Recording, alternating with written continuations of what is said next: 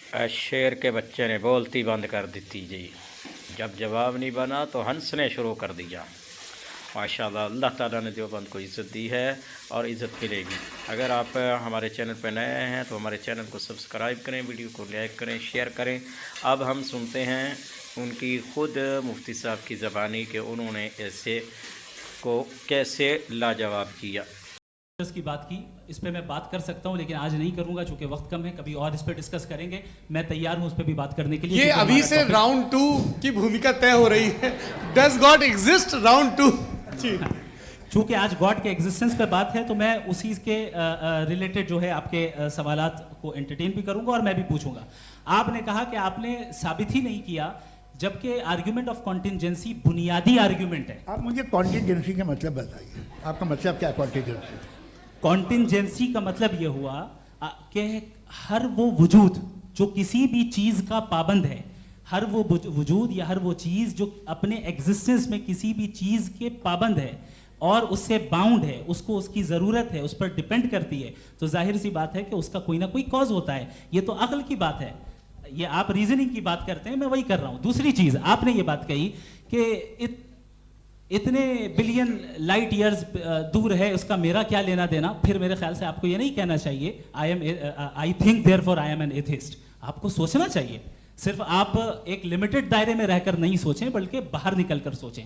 आपने तीसरा सवाल किया, आपने 2-3 सवाल एक साथ। ऐसी बातें ना कीजिए, कुछ लोगों को इतराज हो जाएगा आप पे कि आप कुछ भी सोचिए।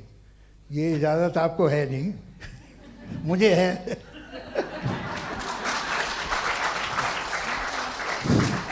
जी। आपने प्रॉब्लम ऑफ इविल के ताल्लुक से सवाल किया और बार बार आप एक लफ्ज रिपीट कर रहे हैं कि ओमनीपोटेंट गॉड है, ऑल पावरफुल गॉड है।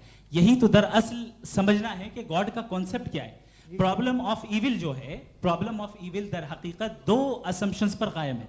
अगर आप इन 2 असम्पशंस को समझ जाएं तो ये प्रॉब्लम नहीं रहेगी, आर्ग्यूमेंट आपको समझ में आ जाएगी कि ये कोलैप्स कर जाता है। पॉइंट नंबर 1, यानी जो आपका सबसे पहला फॉल्स असम्पशन है कि गॉड मर्सीफुल है, ओमनीपोटेंट है, दुनिया में जुल्म हो रहा है। लेकिन आपको यह समझना चाहिए कि हमारे वर्ल्ड व्यू के मुताबिक गॉड सिर्फ ओमनीपोटेंट और सिर्फ मर्सीफुल नहीं है, बल्कि वो ऑल वाइज भी है और वो ऑल नोइंग भी है। उसके हर काम के पीछे हिकमत और विजडम है। ये कोई जरूरी नहीं है कि वो हिकमत और विजडम आपको समझ में आए या मुझे समझ में आए। अगर आप जो समझ रहे हैं उसके मुताबिक आप फैसला कर रहे हैं, ये लिमिटेड पर्सपेक्टिव से आर्ग्यूमेंट है। और इस चीज को हम अपनी दुनिया में, अपने लाइफ में, डेली लाइफ में इस प्रिंसिपल को एक्सेप्ट करते हैं। हम जब किसी डॉक्टर के पास जाते हैं, डॉक्टर के पास जाकर वो अगर उसने हमें कोई दवाई दी है तो हम ये तो नहीं कहते कि जब तक आपके पास जितना नॉलेज और जितना विजडम नहीं है, आपने क्यों ये दवाई दी है, तब तक हम इस चीज को एक्सेप्ट नहीं करेंगे। नहीं कहते, हम उसकी अथॉरिटी को तस्लीम करते हैं। क्यों? क्योंकि उसकी हम जानते हैं कि वो नॉलेजेबल है, वो विजडम वाला है, हमसे ज्यादा नॉलेज और हमसे ज्यादा विजडम है। बताएं सर। नहीं, डॉक्टर में और खुदा में बड़ा डिफरेंस है। डॉक्टर पढ़ा लिखा होता है, एक तो मैं उसकी बात सुनूंगा। 2 ये नहीं, कुछ जवाब तो ये भी नहीं है। सर प्लीज, आप अगर सब ऑडियंस से बोलने लगेंगे तो फिर मतलब नहीं सिविलाइज्ड बहस का। मतलब आप ये कहें कि चूंकि आप डॉक्टर पे बिलीव करते हैं इसलिए खुदा पे बिलीव किए, क्या ये मिसाल आपको समझाने के लिए आर्गुमेंट है, इस पे आपको एतराज नहीं है। तो सिंपल बात ये है कि मैं अगर ये यकीन कर लूँ कि एक ओमनीपोटेंट, उसकी मसलहत है, ये जो बच्चे मर रहे हैं ये मसलहत है उसकी, मुझे नहीं चाहिए थी मसलहत। उसकी मसलहत नहीं, यही तो समझना है। मतलब एक्सपीरियंस। अच्छा, इस आपने अभी मेरी बात पूरी सुनी नहीं। मैंने कहा आपका पूरा आर्ग्यूमेंट 2 फॉल्स असम्पशंस पर है। एक फॉल्स असम्पशन मैंने बता दिया, दूसरा फॉल्स असम्पशन ये है कि इस दुनिया में इविल के होने का कोई गुड रीजन नहीं है, जबकि हमारे पास बाज रीजंस मौजूद हैं, हमारे पास बाज वजूहात मौजूद हैं। अगर इस दुनिया में इविल ना हो तो आप गुड को डिफाइन कैसे करेंगे? अगर जुल्म ना हो आप इंसाफ को समझेंगे कैसे? अगर तारीकी ना हो तो आप लाइट को समझेंगे कैसे?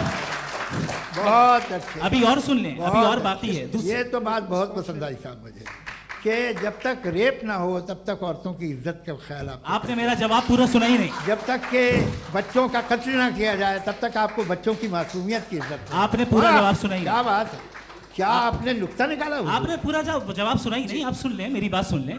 ये मैंने आपको एक चीज बताई। दूसरी चीज, इस दुनिया में हम आए हैं टेस्ट के लिए, हमारा टेस्ट हो रहा है और हर इंसान का अलग अलग अंदाज में टेस्ट होता है। और इस दुनिया में अगर इविल मौजूद है तो वो इविल जरिया है हमारे अंदर ह्यूमन नोबल क्वालिटीज को डेवलप करने का और अलग अलग फील्ड में प्रोग्रेस करने का। और अगर हमारे अंदर और इस दुनिया में इविल नहीं होता तो बताइए टेस्ट का मतलब क्या होता? अगर मैं अपने स्टूडेंट को एमसीक्यूज दूं और उसमें सिर्फ राइट आंसर लिख कर दे दूं और कहूं तुम्हारा टेस्ट हो गया, ये मीनिंगलेस है। इस दुनिया में अगर हम टेस्ट के लिए आए हैं तो जाहिर है गुड एंड इविल दोनों मौजूद है।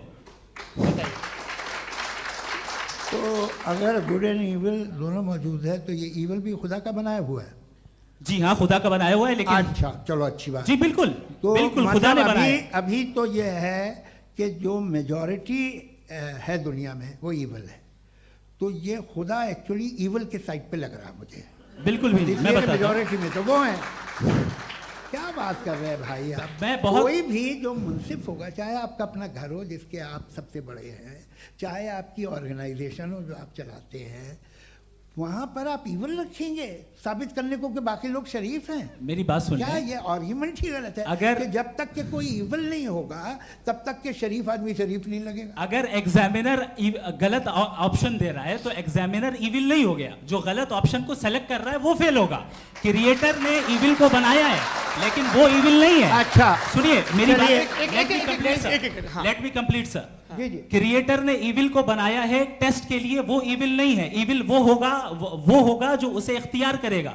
छुरी को बनाने वाला गलत नहीं होता है, छुरी का गलत इस्तेमाल करने वाला गलत होता है। रेप को कैसे गलत इस्तेमाल करते हैं? रेप इंसान के फ्री विल का नतीजा है। ये रेप कैसे गलत इस्तेमाल होता है? ये मुझे अब सुन ले, अब सुन ले। गलत इस्तेमाल होता है। हाँ मैं बता रहा हूँ ना, रेप कैसे गलत मैं बता रहा हूँ जी। कि जो इविल इस दुनिया में मौजूद है उसके कई सारे तरीके हैं। एक तरीका इंसान का अपना फ्री विल है। अब अगर कोई रेपिस्ट रेप कर रहा है तो इसका गॉड का कसूर नहीं है, वो अपने फ्री विल का गलत इस्तेमाल कर रहा है, उसको सजा मिलनी चाहिए। अच्छा। और उसी के लिए जहन्नम बनाई गई है। ये फ्री विल का भी बड़ा चक्कर। आप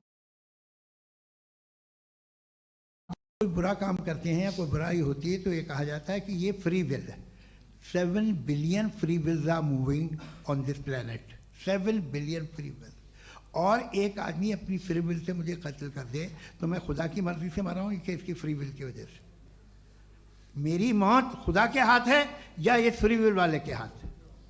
खुदा ने फ्री विल का निजाम बनाया है और उस निजाम का गलत इस्तेमाल करके कोई आपको मार रहा है, इस्तेमाल करके मेरा कत्ल कर देता है। अब मेरी मौत का जिम्मेदार कौन है? वो इंसान जिम्मेदार है। वो इंसान। जी। तो ये कहना कि और उसको खुदा ही उसको जिंदगी उसको देता सजा है, मिलेगी। तो अब आप आगे चलिए कि ये तय करना कि अल्लाह ही या खुदा, सॉरी अल्लाह ने, खुदा ही जिंदगी देता है, खुदा ही मौत देता है, ये गलत है। बिल्कुल गलत नहीं है। हाँ, नहीं, निजाम उसी ने बनाया फ्री विल का। निजाम मौत और हयात का उसी ने बनाया। You are contradicting yourself. अभी आपने कहा कि एक आदमी ने फ्री विल से आपको मार दिया, इसमें उसे फ्री विल दी गई थी, उसने गलत इस्तेमाल किया। 7 billion free wills are moving on this planet और आप चाह रहे हैं कि मैं सिर्फ खुदा का ध्यान करूं। ये 7 बिलियन फ्री विल्स को मुझे लुक आफ्टर करना पड़ेगा कि नहीं? ये तो तबाहियां कर रही हैं और तबाहियां ज़्यादा हो रही हैं। बिल्कुल। तो अगर आप बताएं अगर खुदा नहीं है फॉर एग्जाम्पल, हाँ। तो आप इविल को कैसे डिसाइड करेंगे? यानी how can you define evil objectively without God? देखिए दुनिया में 2 तरह के जानवर हैं। एक जो अकेले रहते हैं जंगल में और एक जो ग्रुप्स में रहते हैं। ग्रुप में जो भी रहेगा, चाहे वो आपका फाउंडेशन हो, चाहे कोई क्लब हो, चाहे कोई पॉलिटिकल